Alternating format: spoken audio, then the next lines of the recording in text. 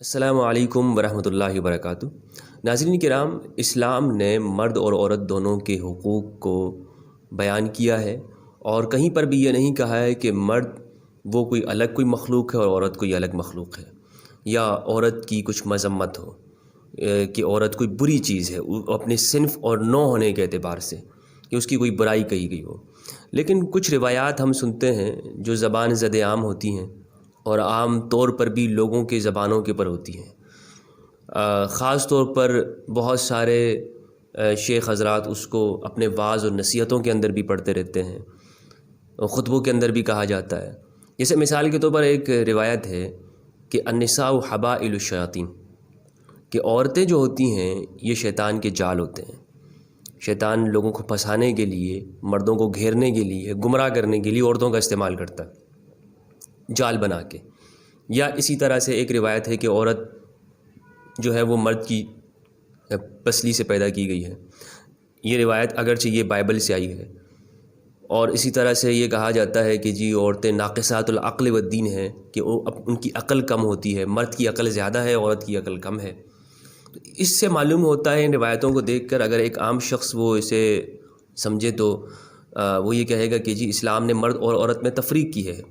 کہ مرد کو بڑا درجہ دیا ہے، عورت کو کمتر ظاہر کیا گیا ہے۔ تو اس میں عورت کی کمتری، بلکہ ایک روایت میں تو یہ بھی ہے کہ اگر کسی نمازی کے سامنے سے عورت گزر جائے تو نماز ٹوٹ جاتی ہے۔ اس پر ام المومنین عائشہ رضی اللہ عنہ نے کہا کہ یہ تم کیا عورتوں کو گدھوں اور خچروں کے ساتھ برابر کر رہے ہو؟ تو ام المومنین نے جب یہ روایت سنی تو انہوں نے بھی اس پہ اعتراض کیا۔ تو بہرحال ایسی روایتیں موجود ہیں کہ جو صحابہ کرام کے دور سے عورتوں کے خلاف ان کو سامنے لایا گیا اور ان کو گھڑا گیا۔ انہی میں سے کچھ روایتیں جو ہیں وہ آج کچھ روایات وہ میں آج آپ کے سامنے پیش کرتا ہوں۔ ایک روایت آپ نے بہت سنی ہوگی، پتہ نہیں یہ خواتین کو ڈرانے کے لیے ہوتا ہے یا ان سے اپنی بات منوانے کے لیے کہی جاتی ہے، لیکن یہ روایت بہرحال یہ اس کو پیش کیا جاتا ہے کہ اگر ایک عورت کو شوہر اس کا کہے اپنی بستر کی طرف بلائے، لیکن وہ انکار کر دے خاتون، تو روایت جو ہے وہ میں آپ کے سامنے پڑھتا ہوں۔ یہ صحیح بخاری اور صحیح مسلم دونوں کے اندر ہے، متفق علیہ روایت ہے۔ حضرت ابو ہریرہ رضی اللہ عنہ سے مروی ہے، وہ کہتے ہیں کہ نبی اکرم صلی اللہ علیہ وآلہ وسلم نے فرمایا اذا ادعى الرجل امرأته الى فراشه فابت،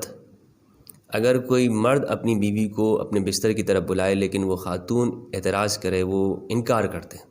فبات غضبان علیہا، اور وہ شوہر اپنی بیوی کے اوپر غصہ ہو کر، ناراض ہو کر سو جائے، تو اس عورت کے اوپر لعنتھا الملائکۃ حتی تصبح، اس عورت پر صبح تک فرشتے جو ہے وہ لعنت کرتے رہتے ہیں اس عورت کے اوپر۔ بہت بڑی وعید ہے کہ اس عورت کے اوپر اللہ ایسے فرشتوں کو مسلط کر دیتا ہے جو صبح تک ان کی ڈیوٹی یہ لگا دیتا ہے کہ تم نے اب لعنت کرنا ہے۔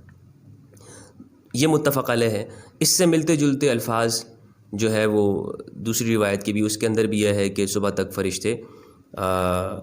جو ہے وہ اس پر لعنت کرتے ہیں، اور بلکہ ایک روایت کے اندر ہے کہ جو آسمان کے اندر ہے جو ذات، وہ اس کے اوپر ناراض ہوتی ہے۔ اور یہ ساری روایتیں جو ہے وہ ہماری صحیح بخاری، صحیح مسلم کے اندر اور دیگر کتابوں کے اندر بھی موجود ہیں۔ ان روایتوں کو دیکھ کر پہلے تو میں اس پہ یہ کہوں گا کہ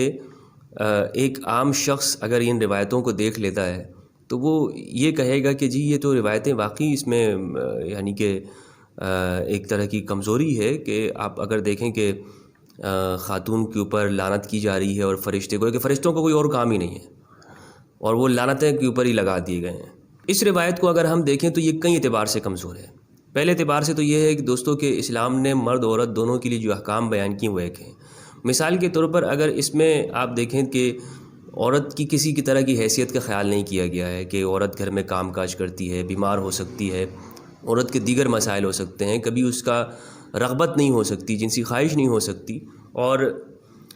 شادی شدہ حضرات جانتے ہیں کہ یہ جنسی خواہش اور رغبت کے اوپر ہوتی ہے، ضروری نہیں کہ صحت کے اوپر ہو، کہ ایک شخص مریض نہ ہو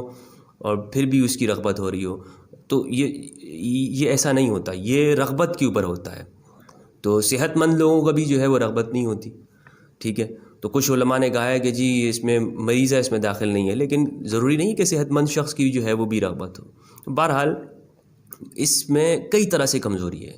ایک تو بنیادی طور پر یہ ہے کہ اسلام نے مرد عورت دونوں کو برابر کہا ہے، تو اگر اس کو آپ یوں سمجھیں، اس میں تو عورت کے بارے میں کہہ دیا کہ عورت کے اوپر صبح تک لعنت ہوتی ہے، لیکن اس مرد کا کیا، اس پر کتنی لعنتیں ہوں گی کہ جسے اگر خاتون اگر اس سے مطالبہ کر دے اور وہ انکار کر دے تو اس کے اوپر کون لعنتیں کرے گا؟ اس کے اوپر تو میرے خیال میں جن اور انس سارے لعنتیں کرنی چاہیے اس کے اوپر کہ وہ خاتون اس سے ناراض ہوگی، تو اس میں اس کا کہیں ذکر نہیں ہے۔ دوسرا، ہمارے جو مذہبی طبقہ ہے، کبھی ان سے آپ نے یہ نہیں سنا ہوگا اس طرح کی کوئی روایت یا اس طرح کی کوئی بات، تو صرف عورتوں کے اوپر یہ چیز کہ عورت اگر انکار کر لے اور تو اس کے اوپر صبح تک لعنتیں، تو اس کو سوائے میرے نزدیک یہ نبوی حکیمانہ قول اور فرمان نہیں ہو سکتا ہے، کیونکہ قرآن مجید کے اندر انسانی رویوں کا، انسانی احتیاجات کا، اس کی پوری رعایت کی گئی ہے۔ قرآن مجید میں یہ کہا گیا ہے کہ آپ کھاؤ پیو لیکن اسراف نہ کرو، تجاوز نہ کرو۔ تو میرے نزدیک یہ جو روایتیں ہیں یہ شاید خواتین کو ڈرانے کے لیے اس کو بیان کیا جاتا ہے، تو یہ کہیں پر بھی قرآن اور سنت یا اس سے میل نہیں رکھتی ہے، اس لیے اس طرح کی بات کرنا، یہ روایتیں سامنے لا کر اسلام کے اوپر اعتراض کرنا، یہ کہیں پر درست نہیں بنتا ہے۔ بہت بہت شکریہ۔